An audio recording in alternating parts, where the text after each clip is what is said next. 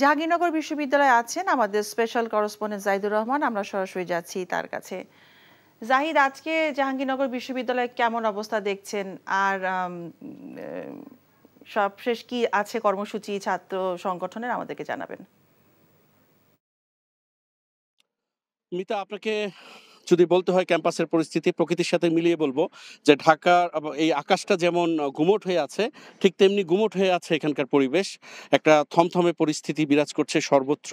এখন জন্ম সনদ দিয়ে খোলো বিকাশ স্টুডেন্ট অ্যাকাউন্ট, নিজের বিকাশ নিজে কর। আমরা দেখেছি কিছুক্ষণ আগে, আপনারাও যেটা বলতে চাই যে ভিসির বাসভবনটাকে আমরা যে চিত্র দেখেছি যে সেখানে ধ্বংসস্তূপের ধ্বংস চিহ্নগুলো বহন করে চলেছে গত রাতে যে তাণ্ডব হয়েছে এখানে, সেটার বিষয়। আর রাত থেকে এখানে নিরাপত্তা জোরদার করা হয়েছে। এখানে আমরা দেখতে পাচ্ছি যে ঢাকা জেলা পুলিশের ঊর্ধ্বতন কর্মকর্তারা এখানে আছেন, তারা নিরাপত্তাটা নিশ্চিত করছেন। আর উদ্ভূত পরিস্থিতিতে কিছুক্ষণ আগে সিন্ডিকেটের বৈঠকে বসেছেন সিন্ডিকেট সদস্যরা, সেখানে সভাপতিত্ব করছেন উপাচার্য অধ্যাপক নুরুল আলম। আরেকটা বিষয় জানিয়ে রাখি, আরেকটা বিষয় হলো যে খুব একটা সেন্টিমেন্ট বিরাজ করছে। একজন শিক্ষক গুলিবিদ্ধ হয়েছেন, তিনি এনাম মেডিকেল কলেজ হাসপাতালে ভর্তি আছেন। তার বিষয়টা নিয়েও একটা অন্য ধরনের একটা ক্ষোভ বইছে শিক্ষকদের মাঝে। আর সবকিছু মিলিয়ে এখানে একটা থমথমে পরিবেশ।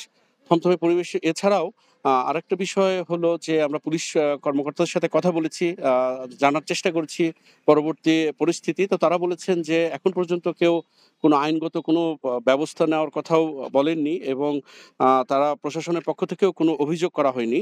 তো প্রশাসনের সব মিলিয়ে এখানে নিরাপত্তা পরিস্থিতি যেমন বজায় রাখা হয়েছে, এবং তেমনি বিরাজ করছে অন্যরকম একটা থমথমে পরিস্থিতি। তো মিতা, এই ছিল এখানকার সর্বশেষ। জানছিলাম জাহাঙ্গীরনগর বিশ্ববিদ্যালয়ের সবশেষ পরিস্থিতি।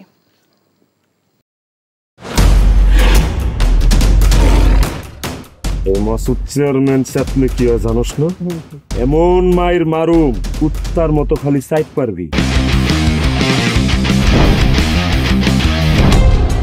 তুই যদি আমার বউ আস, তুই হবি রাজরানী, আর আমার বউ টুনি বিবি তোর বান্দি।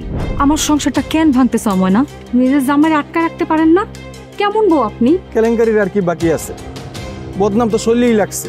আপনার প্রথম বউ কি আত্মহত্যা করছিল নাকি আপনি মারছেন?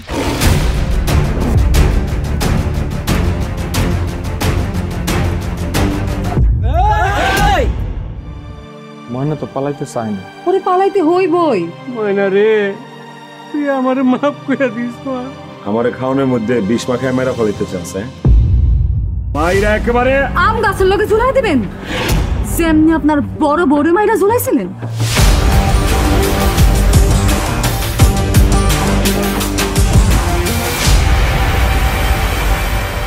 এখন জন্ম সনদ দিয়ে খোলো বিকাশ স্টুডেন্ট অ্যাকাউন্ট, নিজের বিকাশ নিজে কর।